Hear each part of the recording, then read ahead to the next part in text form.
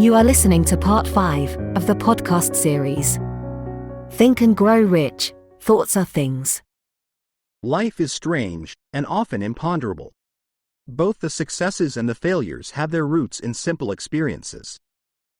Mr. Darby's experiences were commonplace and simple enough, yet they held the answer to his destiny in life, therefore they were as important to him as life itself.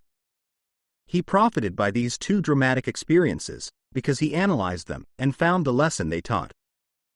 But what of the man who has neither the time nor the inclination to study failure in search of knowledge that may lead to success? Where and how is he to learn the art of converting defeat into stepping to opportunity? In answer to these questions, this book was written. The answer called for a description of 13 principles, but remember, as you read, the answer you may be seeking, to the questions which have caused you to ponder over the strangeness of life, may be found in your own mind, through some idea, plan, or purpose which may spring into your mind as you read. One sound idea is all that one needs to achieve success. The principles described in this book contain the best and the most practical of all that is known concerning ways and means of creating useful ideas. Before we go any further in our approach to the description of these principles, we believe you are entitled to receive this important suggestion. When riches begin to come, they come so quickly, in such great abundance, that one wonders where they have been hiding during all those lean years. This is an astounding statement, and all the more so, when we take into consideration the popular belief that riches come only to those who work hard and long. When you begin to think and grow rich, you will observe that riches begin with a state of mind, with definiteness of purpose, with little or no hard work. You, and every other person, ought to be interested in knowing how to acquire that state of mind which will attract riches.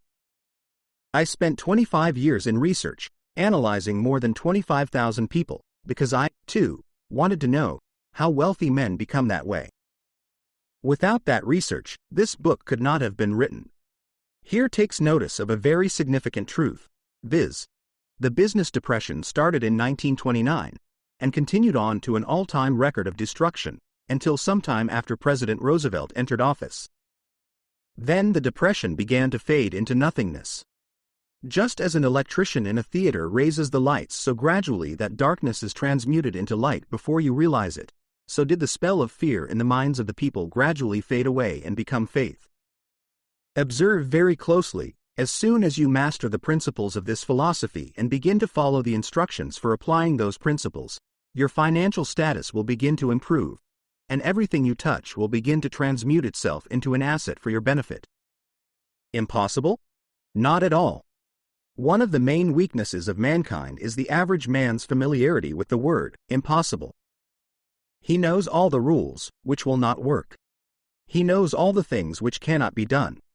This book was written for those who seek the rules which have made others successful and are willing to stake everything on those rules.